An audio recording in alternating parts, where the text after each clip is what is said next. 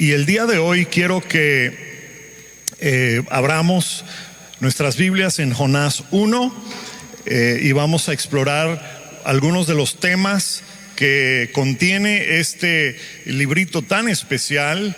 Les recuerdo que Jonás está dividido en dos. La semana pasada dijimos que en realidad es un paralelo, es muy parecido a la parábola de los hijos pródigos, porque la primera mitad, los primeros dos capítulos, Jonás es como el hijo menor, ¿verdad? Se escapó del padre y pues tiene que pasar por una situación muy complicada en su vida y por fin decide regresar a casa. Y después la segunda parte del libro es ya actúa más como el hijo mayor, ¿ok? Entonces dijimos eso, y el día de hoy vamos a estar analizando algo que aparece en el primer capítulo. Entonces voy a comenzar leyendo del versículo 4 hasta el final del capítulo 1, ¿ok? Son creo que 13 versículos que vamos a leer hasta el 17. Dice así la palabra del Señor: Pero el Señor lanzó sobre el mar un fuerte viento y desencadenó una tormenta tan violenta que el barco amenazaba con hacerse pedazos. Los marineros, aterrados y a fin de aliviar la situación, comenzaron a clamar cada uno a su Dios y a lanzar al mar lo que había en el barco. Jonás, en cambio, había bajado al fondo de la nave para acostarse y dormía profundamente. El capitán del barco se le acercó y le dijo: ¿Cómo puedes estar durmiendo? Levántate, clama a tu Dios. Quizás se fije en nosotros y no perezcamos. Los marineros, por su parte, se dijeron unos a otros: vamos, echemos suerte para averiguar quién se tiene la culpa de que nos haya venido este desastre. Así lo hicieron, y la suerte recayó en Jonás. Entonces le preguntaron: dinos ahora quién tiene la culpa de que nos haya venido este desastre. ¿A qué te dedicas? ¿De dónde vienes? ¿Cuál es tu país? ¿A qué pueblo perteneces? Soy hebreo y temo al Señor, Dios del cielo, que hizo el mar y la tierra firme, les respondió. Y al oír esto se aterraron aún más, y como sabían que Jonás huía del Señor, pues él mismo se los había contado, le dijeron: ¿qué es esto que has hecho? Pero el mar se iba enfureciendo más y más, y entonces preguntaron: ¿qué debemos hacer para que el mar deje de azotarnos? Tómenme y láncenme al mar y el mar dejará de azotarlos, le respondió. Yo sé bien que por mi culpa se ha desatado sobre ustedes esta terrible tormenta. Sin embargo, en un intento por regresar a tierra firme, los marineros se pusieron a remar con todas sus fuerzas, pero como el mar enfurecía más y más contra ellos, no lo consiguieron. Entonces clamaron al Señor: oh Señor, tú haces lo que quieres. No nos hagas perecer por quitarle la vida a este hombre, ni nos hagas responsable de la muerte de un inocente. Así que tomaron a Jonás y lo lanzaron al agua, y la furia del mar se aplacó. Al ver esto, se apoderó de ellos un profundo temor al Señor, a quien ofrecieron un sacrificio y le hicieron votos. El Señor, por su parte, dispuso un enorme pez para que se tragara a Jonás, quien pasó 3 días y 3 noches en su vientre. Muy bien, pues esta historia tan rara, tan diferente, ¿verdad?, de Jonás, pues yo creo que tiene algo para nosotros el día de hoy y en general. No solo el día de hoy, sino para cada etapa que pasamos en nuestras vidas. Recordarán que Jonás pues es un profeta. Dijimos la semana pasada que era un profeta ya reconocido como profeta, y Dios le dijo que hiciera algo que él no quería hacer. Entonces le dijo que vaya a predicar a una nación que era enemiga de Israel. Y de hecho sería esa nación, Asiria, que años después se llevaría cautivo a las 10 tribus del norte. ¿okay? Entonces ya traían, como dicen aquí en México, pique entre pues, los de Israel y los de Asiria. Entonces Jonás no quería hacer esto que Dios le pidió y decidió huir. Él tenía temor y tenía odio, tenía temor de que a lo mejor pues ir por decirlo de alguna manera, a la boca del lobo, ¿verdad? Podía causar que él pueda perder su vida. Y tenía enojo porque estos eran los enemigos de Israel y él no quería darles ninguna esperanza de que pudieran salvarse, ¿okay? Y entonces vemos en este primer capítulo, en esta primera sección de Jonás, ¿sí? El tema principal de todo el primer capítulo de Jonás es el temor. Cosa curiosa, estuvimos hace un momento cantando acerca del temor, acerca de, y en realidad sin planearlo tanto, ¿verdad? No fue así, pero siento que Dios quiere hablar con nosotros, quiere tratar con nosotros este tema del temor. Okay, y sobre todo creo que es apropiado para los tiempos que vivimos y de la cual no salimos, y no sé hasta cuándo va a ser que nos volvamos a ver aquí de manera presencial en la congregación, pero estamos orando que sea pronto. Okay, pues muy bien, vemos que el relato, el capítulo 1 inicia con temor, a la mitad está el tema del temor y termina con temor, ¿ok? Primero se levanta la tormenta y el verso 5 dice que estaban aterrados los marineros, aterrados. Después a la mitad del capítulo, que por ahí del verso 10, dice que se incrementó la tormenta y estaban más aterrados. Y al final, dice el verso 16, que tuvieron gran temor. ¿Okay? Y por lo tanto, entonces, aquí en la primera sección, claramente comunica que hay un estado generalizado de temor en el barco, de pánico, ¿sí? Y entonces el día de hoy voy a hablar de tres subtemas o de tres cosas que aparecen aquí en Jonás 1. Primero es el temor que produce la tormenta. Después voy a hablar un poquito de la respuesta de los tripulantes. Y por último vamos a ver cómo es Jonás como señal de Jesucristo. ¿Okay? Son los tres temas o los tres puntos que voy a tratar el día de hoy: el temor que produce la tormenta, la reacción o la respuesta de los tripulantes y Jonás como señal de Jesús. Okay. Y yo creo que aunque esto sucedió hace 2700 años, ustedes van a darse cuenta que las cosas no han cambiado. Los seres humanos siguen reaccionando de la misma manera y siguen tomando las mismas decisiones. ¿Okay? El primer punto el día de hoy es el tema de la tormenta en sí. La semana pasada dijimos que las tormentas de la vida o en la vida sirven para revelar la verdadera condición de nuestro corazón. ¿Okay? Y lo curioso es que cuando se desata una tormenta en nuestras vidas, aún en tiempos modernos, aún en el 2020, aún en el siglo XXI, ¿sí? Y aún en otras culturas y otros países, todos reaccionamos de la misma manera que estos tripulantes. ¿Cómo reaccionaron ellos? Pues primero se llenaron de temor. Después comenzaron a clamar cada uno a su Dios, ¿sí? Ahora, ¿qué sabemos de los marineros de aquel entonces? Pues en realidad que no eran personas religiosas.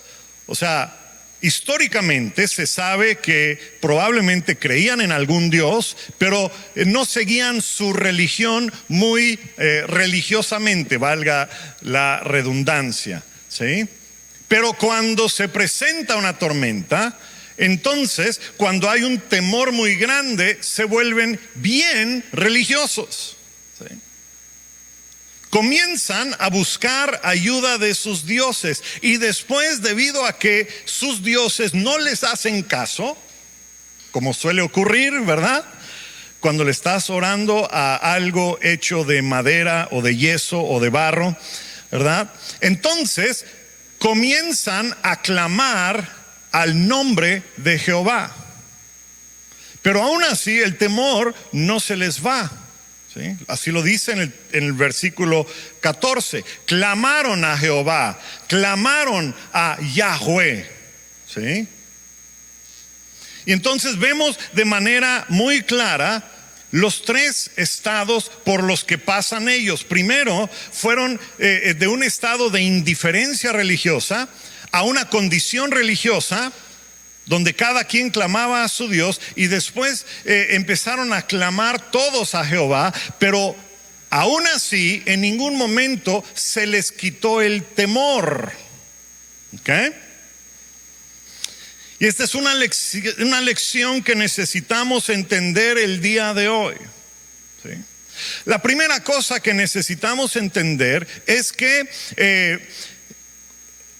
el temor, que es producto de una tormenta en nuestras vidas, nos empuja a ser más espirituales. ¿Okay? Cuando viene una tormenta a nuestras vidas y hay temor, eso nos empuja a ser más espirituales. ¿Okay? Yo no sé si te ha pasado algo alguna vez donde hayas estado a punto de perder la vida, o alguien muy cercano de ti estuvo a punto de perder la vida, pero lo primero que hace uno es orar, es buscar de Dios. Es casi como un instinto, aun si no conoces mucho de las cosas de Dios. Y eso me ha pasado a mí ya en 2 ocasiones en mi vida. Creo que ya lo he comentado aquí, en una ocasión cuando estuve a punto de perder la vida por un accidente aéreo, una falla mecánica de avión hace años. Mi primera reacción fue orar, fue clamar, y confieso que yo estaba también lleno de temor y de enojo. Enojo porque pues estaba embarazada mi esposa y no iba yo a conocer a mi hija. Bueno, no sabía que era hija, que iba a ser niña, pero estaba yo molesto porque no se me iba a dar esa bendición. Y también estaba lleno de temor porque pues claro, nadie en realidad tiene ganas de morirse. Bueno, muy pocas personas, pero la mayoría de nosotros deseamos seguir con vida, ¿sí?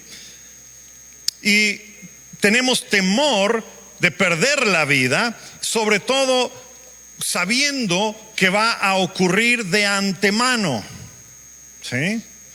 Hay un título por allá de un libro que se llama La crónica de una muerte anunciada, ¿verdad? Produce mucho temor en nuestras vidas, como cuando te dan un diagnóstico de cáncer terminal. La primera reacción siempre es de temor. ¿Sí? Inmediatamente después de ese temor, la siguiente reacción es el deseo de comunicarnos con algún ser mayor que nosotros para tratar de que nos ayude a salir del dilema en el que estamos. Y esto es especialmente verdad el día de hoy, que está la pandemia en todo el mundo. Y mientras más escuchamos que hay gentes que se enferman, mientras más leemos de personas que mueren en el camino al hospital o que son ingresados por otra cosa, es un accidente o lo que sea, y llegan al hospital y se enferman de COVID y después fallecen estando allá, nunca salen del hospital, ¿verdad? Mientras más escuchamos ese tipo de cosas, más temor generalizado se incrementa. Y como consecuencia, ¿verdad?, la gente se ha vuelto mucho más religiosa. Igual que la tripulación que comenzó a clamar cada quien a su Dios. La realidad es que no importa lo que uno dice que cree, no importa lo que uno piensa que cree, ¿sí? Las tormentas sacan a relucir lo que verdaderamente creemos. Esa es la realidad. Porque el temor produce una serie de acciones y reacciones que buscan traer solución a nuestro dilema. ¿Okay? Ese es básicamente el tema principal de aquí de Jonás capítulo 1. ¿Sí? Y entonces, todas las tormentas, todo sufrimiento, todo problema, toda enfermedad, toda pandemia, todo esto que produce temor, nos hace entender que verdaderamente dependemos de Dios, que verdaderamente necesitamos de Dios, que verdaderamente no estamos en control de nuestras vidas como creemos, que no estamos en control de nuestro destino. ¿Sí? Esto es lo que producen o lo que hacen las tormentas. ¿Sí? Y es un reflejo casi involuntario. ¿Sí? Hay personas que no creen en Dios, pero cuando se enferman o están a punto de perder la vida, se ponen a buscar de Dios, ¿verdad? ¿Por qué? Pues porque en Romanos 1, creo que es el versículo 19 y 20, el apóstol Pablo dice que Dios ha revelado en el corazón de cada persona. Dios se ha revelado en el corazón de cada persona. Esto quiere decir que las personas entienden que hay un Dios, aunque escogemos ignorarlo, aunque escogemos ir en contra de Él, hasta que algo interrumpe nuestras vidas y comenzamos a clamar a aquel que hasta ese momento ha estado distante, ha estado ajeno a nuestra situación, pero no ha sido porque Él así lo cree, sino porque así lo hemos decidido nosotros. ¿Sí? Pero las tormentas sirven para mostrarnos que verdaderamente necesitamos de Dios. Ese es el primer punto. ¿Okay? Las tormentas sirven para que podamos ver qué es lo que verdaderamente creemos y para que entendamos que necesitamos desesperadamente de Dios. ¿Sí? Ahora, hay un problema, y con esto comienzo el siguiente punto. Hay un gran problema, porque aunque suena bien, aunque suena muy espiritual, que cuando hay una tormenta comenzamos a buscar de Dios, ¿sí? La realidad es que muchas veces esa búsqueda de Dios se vuelve básicamente algo religioso únicamente. ¿Sí? ¿Se vuelve qué? Algo religioso. ¿Sí? Así pasó con los tripulantes del barco donde estaba Jonás. Y ese texto nos demuestra que no sirve de nada que uno sea meramente religioso, porque vemos que hay una secuencia en nuestra religiosidad. Primero, bueno, y lo vemos en el capítulo aquí de Jonás. Primero, o no son muy religiosos o son nada religiosos, ¿sí?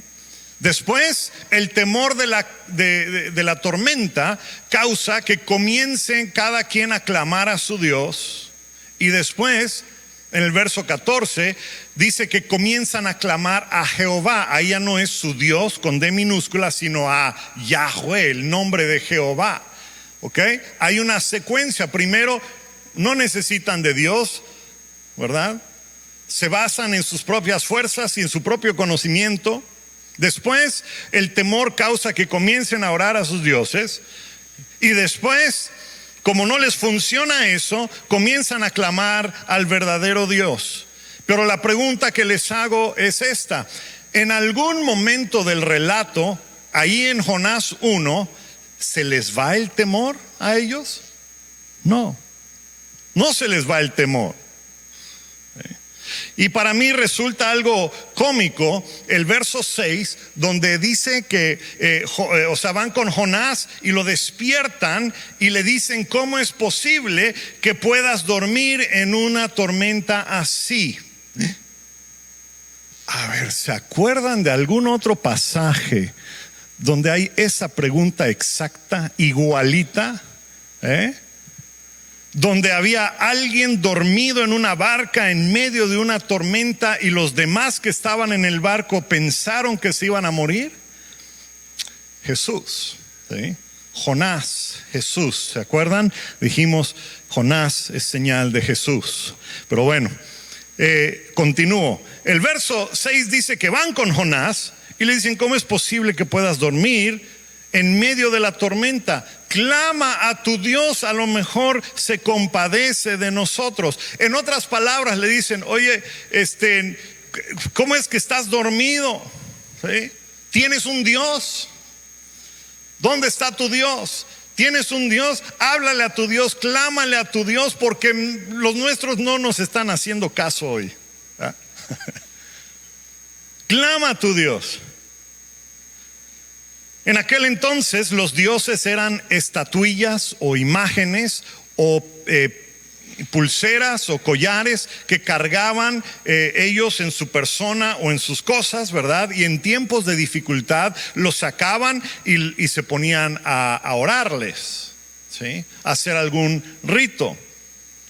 Por eso es que le dicen a Jonás, clama a tu Dios con D minúscula, ¿verdad? A ver si él te hace caso a ti, a nosotros no nos hacen caso nuestros dioses. El punto es que ellos claman a sus dioses, pero el temor no se va, sigue incrementando. ¿Sí? ¿Y por qué no les funcionó? Pues porque ellos eran politeístas. ¿Poli qué? Politeístas. ¿Qué quiere decir eso? Bueno, es que en aquel entonces los pueblos paganos no creían en un solo Dios. ¿Okay? Israel no era como ellos. Israel creía en un solo Dios, adoraba a un Dios, pero todos los demás pueblos paganos creían en muchos dioses, y entonces había un Dios asignado para las lluvias, un Dios asignado para los negocios, un Dios asignado para la salud, un Dios para el amor y la sexualidad, un Dios para el dinero, ¿verdad? Y entonces prácticamente cualquier cosa que uno pudiese considerar importante y necesaria en su vida, había un Dios que lo controlaba. ¿Okay? Entonces, pues como habían demasiados dioses, generalmente escogían a uno o dos y con esos decían, pues yo creo que con estos me basta, ¿verdad? Porque habían demasiados. Y miren, si ustedes creen que la cosa no es así el día de hoy, si ustedes creen que es totalmente diferente, les voy a dar dos ejemplos para decirles, no, las cosas son igual 2700 años después. En primer lugar, al día de hoy existen muchos países exactamente así como esto que leemos.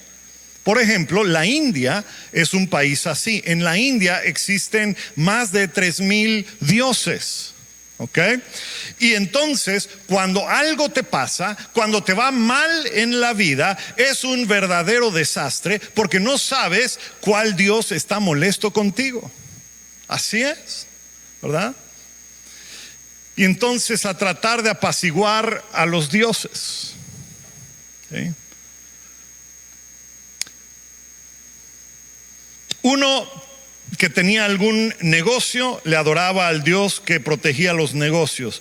Uno que estaba buscando un compañero o una compañera para casarse, adoraba al Dios de la fertilidad, adoraba al Dios del amor. Si no podían tener hijos, adoraban al Dios de la fertilidad, y así sucesivamente, ¿verdad?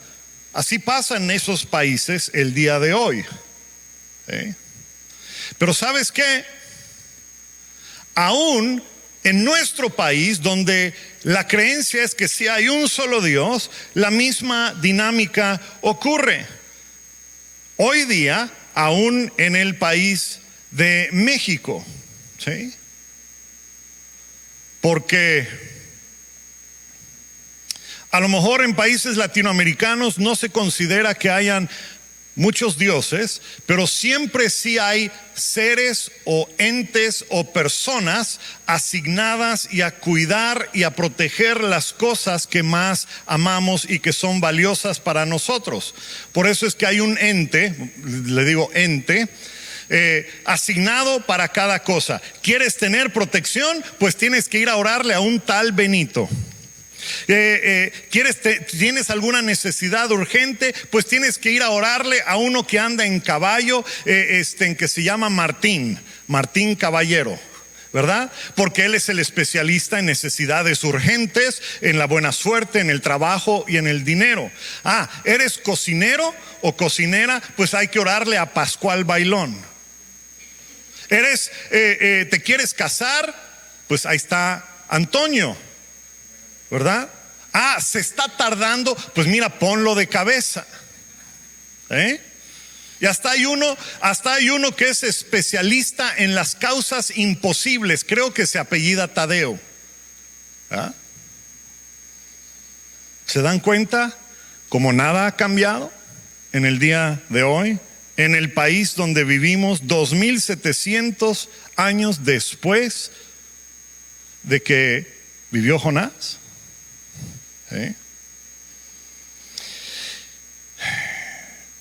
Y la motivación y el por qué ocurre esto de esta manera es porque tenemos un temor a perder lo que más valoramos en la vida, o tenemos un deseo de conseguir lo que más anhelamos en la vida. Eso es lo que produce una respuesta religiosa: el temor a perder algo que valoramos más que todas las cosas, o el deseo de conseguir algo que anhelamos más que todas las cosas. Y cuando ocurre eso, entonces quiere decir que hay algo que le da sentido y valor a nuestras vidas aparte de Dios o por encima de Dios. Y entonces quiere decir que hemos creado o hemos escogido a un sustituto de Dios para nuestras vidas. Algo que es verdaderamente valioso para nosotros. Este es el tema que está ahí en Jonás 1. ¿Sí?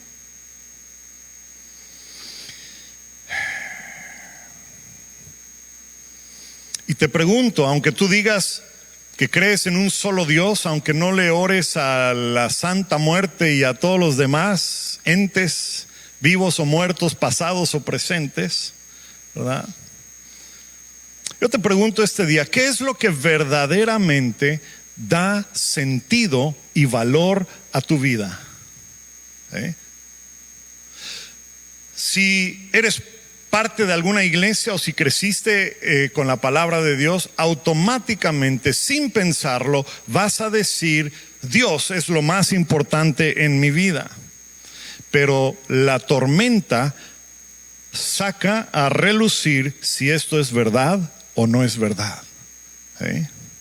Porque todos tenemos cosas en nuestras vidas que son valiosas, y eso no es malo, es bueno, es necesario, es importante tener cosas que valoramos. Pero cuando algo toma el lugar de Dios en nuestras vidas, entonces se ha vuelto un sustituto de Dios. ¿Y cómo saber si algo ha tomado el lugar de Dios en mi vida? Pues te voy a preguntar, a ver cómo responderías esta pregunta. ¿Hay algo en tu vida que si lo pierdes vas a quedar totalmente deshecho, devastado y no vas a poder continuar con tu vida? Para algunos es su carrera, su arte, su música, ¿ya? Su cuerpo, su salud, su familia. ¿Sí? O sea, no me malentiendan, toda pérdida o toda pérdida en potencia, todo potencial de pérdida causa dolor. y muchas veces un dolor profundo. Pero aún si pierdes algo valioso en tu vida, deberías poder levantarte y seguir adelante después de un tiempo de luto. Así es como debería ser. Pero hay personas que quedan devastadas cuando pierden sus negocios, o cuando pierden su salud, o cuando pierden algún familiar, a un ser muy querido, y ya no se levantan, se quedan, ahí se quedan. ¿Sí? El día de hoy necesitas entender que aquella cosa que pudiera ser lo más importante en tu vida, cualquier cosa que le da sentido a tu vida por encima o aparte de Dios, se vuelve un sustituto de Dios. ¿Sí? Y normalmente no son cosas malas, son cosas buenas, son cosas necesarias. Por ejemplo, la salud. ¿Sí? Es algo bueno, es algo necesario, es algo deseable. ¿Sí? Pero ¿alguna vez han visto a un varón, un hombre que se llama Nick Vujicic? ¿Se acuerdan de ese nombre? Él vino a esta ciudad hace 3, 4 años. No tiene brazos ni piernas. ¿Okay? ¿Cómo le hará este hombre? Bueno, te hago la pregunta, ¿crees que tú podrías tener una vida seminormal si no tuvieras brazos o piernas? ¿Crees que tú podrías viajar por todo el mundo hablando del amor de Dios si no tuvieras brazos o piernas? ¿Cuál es la diferencia? Perspectiva. Él tiene una perspectiva diferente de la vida y de su propia situación. Lo que para nosotros sería devastador, para él no lo es. ¿Sí? Para él es un reto. ¿Cómo es que algunas personas que padecen de algún cáncer o de otra enfermedad terminal, ¿verdad? Cuando les dicen que no les queda mucho tiempo de vida, no se amedrentan, no se echan para atrás, siguen adelante? ¿Cómo es que esas personas pueden encontrar gozo en medio de una situación terrible? Mientras que otros que reciben la misma noticia se deprimen y no duran ni la cuarta parte del tiempo que el médico les dijo que les quedaba de vida. ¿Qué es lo que marca la diferencia? Perspectiva. Un correcto orden de prioridades. ¿Sí? La perspectiva de que aquello que estás perdiendo, inclusive si fuera tu vida, no se compara con otra cosa que es mayor. Dice Romanos 8:18, lo que ahora sufrimos no es nada comparado con la gloria que Él nos revelará más adelante. Pues toda la creación espera con anhelo ese día en que Dios revelará quiénes son verdaderamente sus hijos. ¿Sí? Pero si no tienes esa perspectiva, cualquier cosa que ames más que a Dios o aparte de Dios, por encima de Dios, incluyendo tu propia vida, se va a hundir contigo en tu barca, en la tormenta. ¿Okay? No hay dinero suficiente que puede salvar un cáncer de páncreas. ¿Ah? Si no, pregúntenle a uno de los hombres más ricos del planeta que intentó y simplemente no lo logró, aunque era súper millonario, el inventor de los iPhones. ¿Ah? En el tiempo de tormenta de tu vida, tus ídolos se hunden contigo en el mar. ¿Sí? Muy bien. Pues son 2 puntos muy importantes que aparecen aquí en en el primer capítulo de Jonás. ¿Okay? Y la otra cosa que ocurre, de la cual ahora le voy a hablar únicamente o exclusivamente a los que son cristianos, a los que se dicen ser cristianos. ¿Okay? Porque hay otra dinámica que ocurre aquí, que hicieron los tripulantes del barco cuando ellos descubren que Jonás está huyendo de Dios y ellos empiezan a clamar a ese Dios, al Dios de Jonás, ¿verdad? Pero el miedo no se les va. Ellos empiezan a decirle a Jonás, ¿qué debemos hacer? ¿Qué debemos hacer para aplacar la ira de tu Dios? Y eso es algo que ocurre el día de hoy. Cuando la primera cosa que viene a nuestra mente en un tiempo de extrema dificultad, decimos, ¿qué debemos hacer? ¿Qué debo hacer para librarme de esto que me ha sobrevenido? El resultado es que venimos a Dios cuando el temor nos empuja, cuando el temor es la motivación y no es otra cosa, es el temor. Entonces venimos a Dios y buscamos la manera de hacer como una especie de trueque con Él. ¿Qué debo hacer, Dios?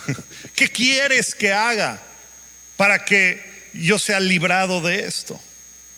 ¿Sí? Y entonces lo que ocurre es que entablamos una relación con Dios de así tipo, como se los voy a describir. A ver, Dios, si tú me dices qué es lo que tú quieres y te lo doy, entonces pues yo te digo qué es lo que yo quiero y tú me lo das. ¿Saben cómo se llama eso? Intento de soborno. Porque lo único que quiere Dios es que tú lo busques y lo ames sin condiciones. Sin condición. No puedes condicionar a Dios. ¿Sí? Tu motivación en buscar de Dios no puede ser esa. Tiene que haber otra motivación. ¿Sí? Pero esa otra motivación no la vas a poder tener hasta que haya pasado algo que sucedió aquí, que es el tercer punto. Y vemos algo muy interesante. En el verso 2, Jonás dice, échenme al mar. Ahora, ¿por qué habrá dicho, échenme al mar? O sea, no fue Dios el que le dijo échenme al mar. La Biblia no dice, vino palabra del Señor a Jonás, hijo de Amitai, diciendo, Jonás, échate al mar. No fue así. La palabra de Dios se la había dado. ¿Qué es lo que quería Dios? Anda a Nínive. ¿Por qué Jonás no les dijo a estos, ¿saben qué? Es que yo estoy huyendo de Dios, vamos a hacer esto. Yo creo que si nos damos la vuelta y nos vamos en otra dirección, vamos a estar bien. ¿Ah? No dijo eso. Dijo, échenme al mar. O sea, tírenme a una muerte segura. ¿Por qué entonces decidió hacer eso si Dios no le dijo que haga eso? Pues hay tres posibles respuestas. La primera es que a lo mejor él, por ser un judío y entendía que cuando uno desobedecía de Dios, ¿verdad? La única manera de pagarle a Dios el hecho de que él lo desobedeció era con su vida. Entonces él dijo, pues me voy a echar al mar y de esa manera voy a corregir mi error y solo así me va a perdonar Dios. Esa es una posibilidad. Otra posibilidad es de que tal era su odio por aquellos asirios que él no quería ir a Nínive, odiaba a esa gente y entonces él estaba dispuesto a quitarse la vida antes de ir allá. Esa es otra posibilidad. Pero hay una tercera posibilidad que me gustaría explorar el día de hoy. Y es esta, de que él dejó de enfocarse en sí mismo y en lo que él quería y comenzó a ver las personas del barco con un poquito de compasión. ¿Por qué digo eso? Pues porque dice el verso 12, yo sé que por mi culpa les ha sobrevenido esta tempestad a ustedes. O sea, Jonás reconoció su culpa y dijo, es mi culpa que ustedes estén pasando por esto. Y aquí voy a hacer un pequeño paréntesis, nada más para aventar esto, una pequeña así granada, ¿verdad? Después regreso al texto, pero a veces nos pasa algo y decimos, ¿por qué me pasa esto a mí? Te pregunto, ¿qué culpa tenían los tripulantes de ese pobre barco, ¿verdad? De lo que hizo Jonás. Ellos no se tenían ninguna culpa, pero la tormenta les llegó a ellos debido a la desobediencia y al trato de Dios con Jonás. ¿Será que alguna vez, puede ser, pregunto yo, será que alguna vez cuando te llegue una tormenta a tu vida y dices, ¿y esto por qué me pasa a mí? A lo mejor no es contigo directamente, sino que estás en medio del problema de otra persona. Les dejo con ese pensamiento y vamos a regresar a este texto, ¿ok? Dice el verso 12, yo sé que por mi culpa les ha sobrevenido esta tempestad a ustedes. En otras palabras les dice, perdónenme, ¿sí? Sus vidas están en peligro por mi causa y no es correcto. No es correcto que ustedes deban morir por causa mía. Ustedes no deben morir por mí, yo debo morir por ustedes. Y al principio ellos no querían echarlo al mar, ¿sí? Porque no lo quieren matar. Le piden perdón a Dios, Señor, perdónanos, no queremos matar a un hombre inocente. Pero cuando lo hacen, ¿qué sucede? Apenas echan a Jonás al mar, ¿qué es lo que sucede? Sucede algo extraño. Dice el verso 15 y 16, dice así, tomaron a Jonás, lo lanzaron al agua y la furia del mar se aplacó. Y al ver esto, se apoderó de ellos un profundo temor al Señor. Al ver esto, al ver ¿qué cosa? Algo aquí no tiene sentido. A ver si lo podemos entender bien. En el verso 5 comienza la tormenta y dice, están aterrados. En el verso 10 y en el 11, cuando el mar se enfurece más, están más aterrados, dice la Biblia. Y en el verso 15 y 16, después de que regresa la calma, tuvieron un profundo temor. ¿Cómo es posible eso? O sea, ¿cómo pueden tener temor si la tormenta ya pasó? Ya está el sol otra vez, ya todo terminó. ¿Cómo es que tienen más miedo? A menos que lo que están experimentando no es miedo o temor de ese tipo, sino otra cosa. ¿A qué me refiero? Bueno, que las primeras dos veces que se usa la palabra aterrados, en el verso 5 y en el verso 10, ¿ok? Es la misma palabra, pero aquí en el verso 15 y 16 la palabra profundo temor, hay un ligero cambio, ¿sí? En la palabra profundo temor.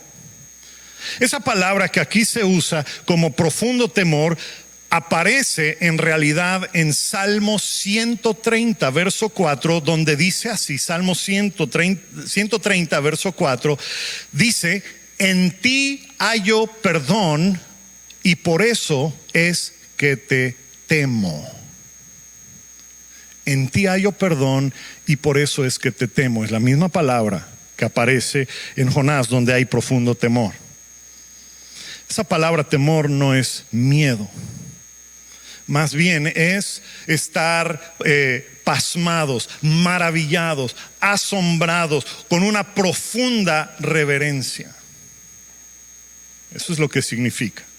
Entonces, lo que los marineros vieron, lo que la tripulación vio, les dejó pasmados, maravillados y asombrados. ¿Qué fue lo que ellos vieron?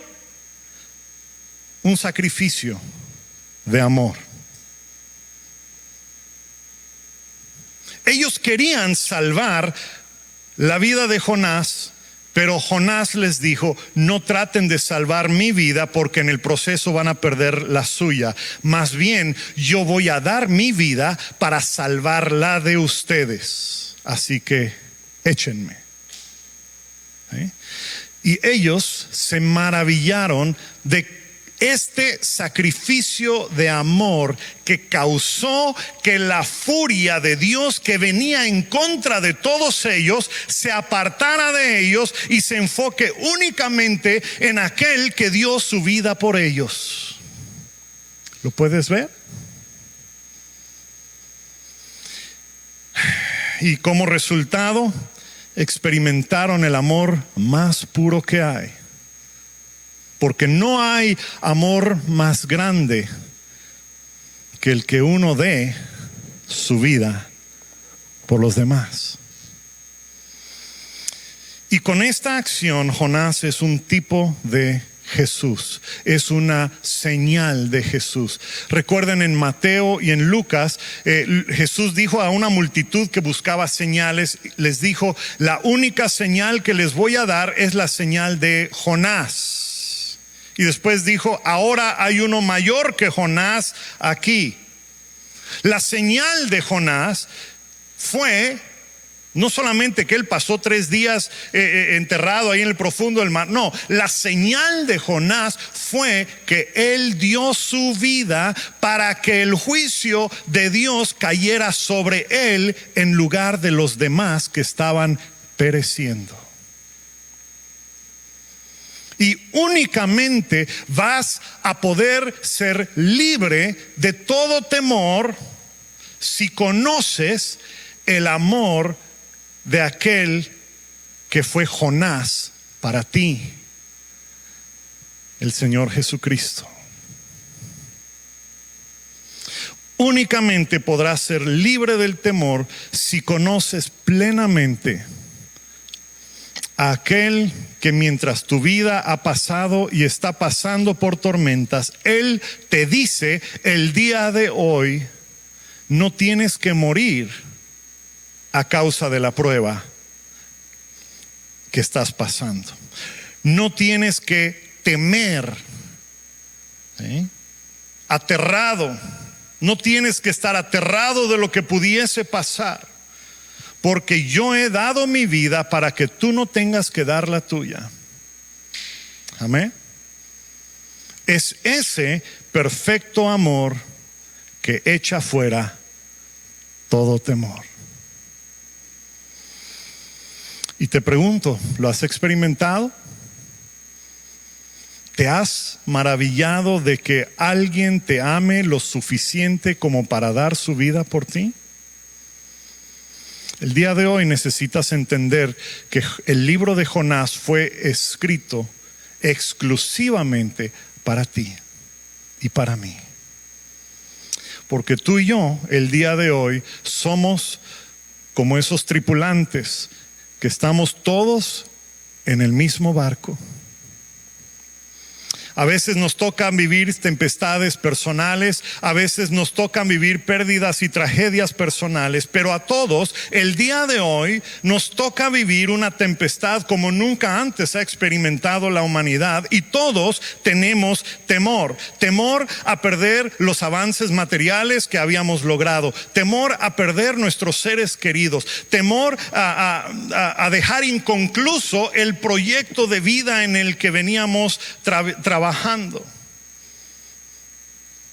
Pero el día de hoy te recuerdo que nuestro Jonás, que en realidad se llama Jesús, dio su vida para que tú no tengas que vivir con temor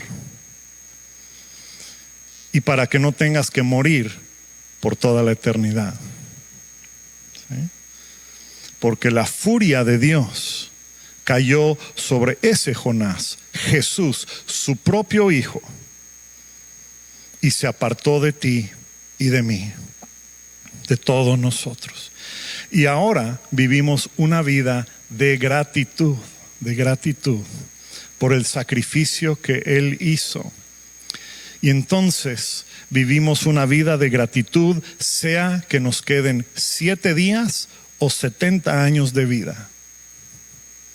Sea que Dios permita que nos muramos a los 99 años de edad, o que suceda algún accidente o nos enfermemos dentro de relativamente poco. Nuestra vida tiene un propósito. Y ese propósito, en parte, es vivir una vida de gratitud a Dios por el sacrificio que Él ha hecho. Porque cada día podemos vivir sin temor.